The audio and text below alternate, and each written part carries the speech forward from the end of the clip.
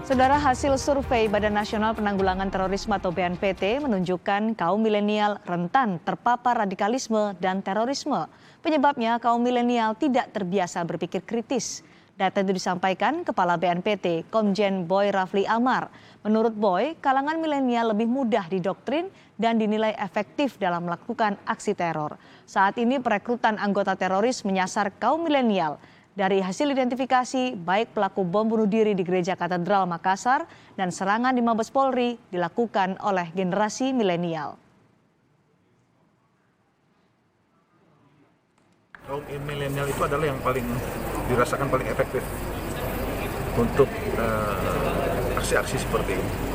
Kalau orang tua udah mikir nggak mau lagi, tapi kalau anak muda, ya pasti dia langsung telan itu. Jadi doktrin-doktrin menyesatkan itu langsung ditelan dan langsung dia percaya. Dia laksanakan apa kata mentornya.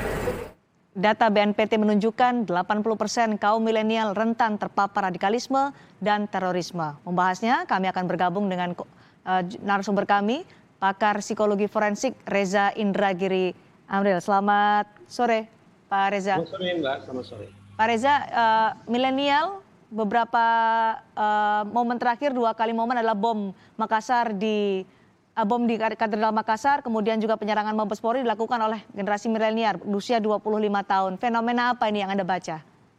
Berbeda dengan Pak Boy yang justru memandang bahwa kecerdasan kaula muda itu dipertanyakan, saya justru menangkap indikasi bahwa kecerdasan kaula muda justru luar biasa. Kecerdasan luar biasa itu membuat anak-anak muda kita sangat potensial untuk menjadi pembelajar mandiri alias self learner. Tinggal lagi materi apa, modul apa yang mereka pelajari secara mandiri itu.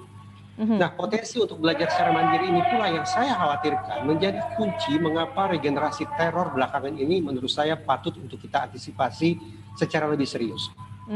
Beda dengan pada masa silam, bahwa seorang pelaku teror harus dicuci otaknya, harus didampingi secara intensif, harus masuk ke sekolah atau markas tertentu. Hari ini tidak. Mereka bisa melakukan 2 mekanisme secara mandiri, yaitu pertama self-radicalization. Bagaimana mereka meradikalkan mereka, mencuci otak mereka sendiri, memasukkan berbagai macam nilai-nilai maupun ideologi kekerasan tanpa bantuan siapapun. Dan yang kedua, setelah proses self-radicalization itu berlanjut ke fase kedua, yaitu self-recruitment. Bagaimana mereka membangun sebuah sumpah setia untuk melakukan sebuah operasi besar, operasi luhur yang mereka yakini sebagai jalan menuju kebenaran. Self-radicalization dan self-recruitment dilakukan justru karena anak-anak muda kita cerdasnya luar biasa. Self-radicalization dan self-recruitment, tentu ada alasan di balik itu. Mengapa mereka mencari informasi yang berhubungan dengan paham-paham radikal hingga akhirnya masuk ke dalam pola pikir mereka dan melakukan dalam sebuah tindakan. Apa motivasinya menurut Anda?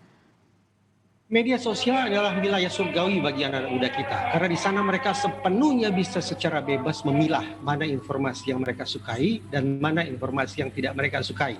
Nah, yang kita khawatirkan adalah ketika mereka semakin mencandu, semakin mengacu pada referensi-referensi jahat misalnya, maka akan semakin sulit bagi mereka untuk keluar karena sekali lagi mereka berada di dunia itu sendirian. Nah, satu sisi juga yang perlu kita tandaskan bahwa saya khawatir ketika narasi-narasi kekerasan itu tumpah ruah di media sosial, di jagat maya, pada saat yang sama kita tampaknya belum sungguh-sungguh berhasil menjadikan potret tentang keberhasilan kita dalam berideologi, dalam bernegara. Nah, kalau kemudian informasinya timpang sedemikian rupa, maka masuk akal kalau kemudian anak-anak muda kita lebih tertarik, lebih mencandu pada tawaran-tawaran nilai, tawaran-tawaran ideologi yang seolah memberikan janji-janji kemenangan kepada mereka. Itu satu hal. Dan yang kedua, bagaimana kemudian kontra-kontra narasi itu bisa kita produksi, dan ini tugas siapa, bagaimana kemudian kita melakukannya, deradikalisasi juga harus lewat pendekatan seperti apa, itu juga barangkali harus dilakukan revisi besar-besaran. Dari sisi psikologis, karena kalau kita di internet pasti akan mencari apa yang menjadi keinginan kita, kesukaan kita, minat kita. Apa yang mendasar dari sisi psikologis, orang-orang muda berusia 25 tahun ke bawah bisa mencari hal-hal yang berbau pada paham radikalisme hingga melakukan hal itu? Ada kekhasan yang dimiliki dalam psikologi anak muda, yaitu populer disebut sebagai vivere pericoloso. kesenangan, kecenderungan untuk menyerempet bahaya. Informasi tentang kedahsyatan, tentang keperkasaan, informasi yang membangkitkan adrenalin, informasi yang membangkitkan gairah kepahlawanan itu amat sangat dicari, amat sangat digemari oleh anak-anak muda kita yang sekali lagi juga amat suka berpetualang. Nah, persoalannya adalah sanggup tidak kita memberikan kontra narasi terhadap itu semua. Tadi saya katakan kontra narasinya adalah bagaimana kita menyajikan bukti-bukti keberhasilan kita dalam berideologi. Kalau itu yang belum mampu kita lakukan, agak susah saya pikir kita memenangkan hati anak-anak muda kita. Jadi kalau kita berkaca pada kasus Zakia Aini yang melakukan aksi teror di Mabes Polri, apakah ia artinya betul-betul seorang lone wolf dengan self-radicalization, self-recruitment atau terafiliasi dengan jaringan teroris? Apa yang mungkin terjadi pada ZA? Apakah dia berafiliasi dengan kelompok di luar sana ataukah dia lone wolf? Tentu pihak kepolisian yang bisa melakukan investigasi.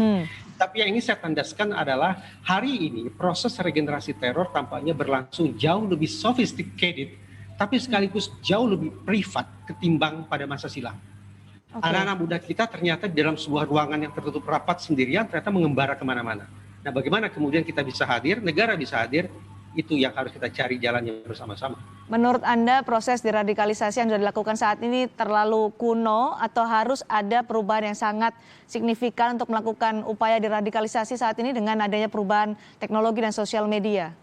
Bertitik tolak dari asumsi bahwa sekarang medan perangnya, wilayah perekrutannya, wilayah cuci otaknya adalah di dunia maya, maka menurut saya program deradikalisasi juga harus bertitik fokus terutama sekali di dunia maya.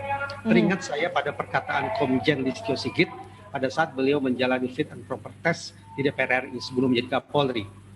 Beliau katakan bahwa organisasi kepolisian yang dia pimpin akan berpijak pada predictive policing. Apa itu predictive policing?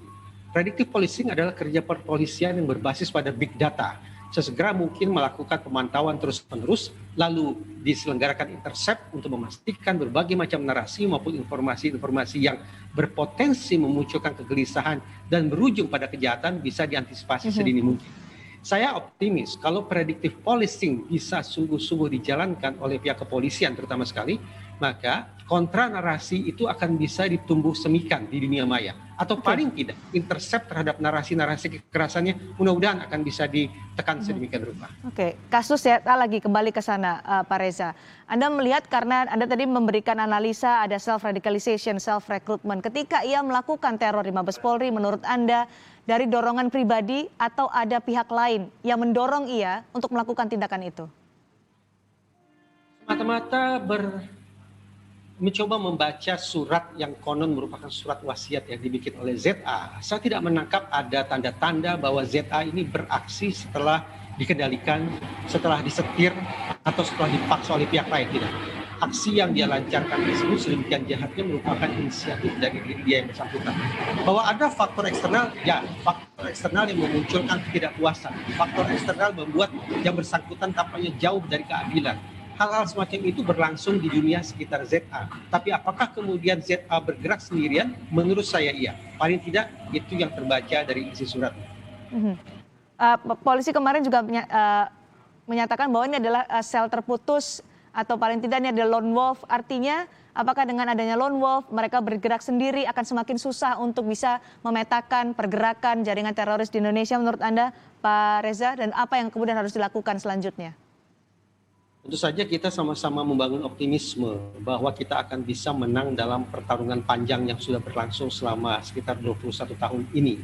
Tetapi adanya kecenderungan regenerasi teror lewat lahirnya lone wolf bukan kelompok, maka memang membutuhkan sebuah pendekatan ekstra. Pendekatan yang sangat individual, pendekatan yang sangat privat, tapi sekaligus harus dilakukan secara masif. Dan itu tadi menurut saya ini semestinya bisa diikhtiarkan lewat predictive policing.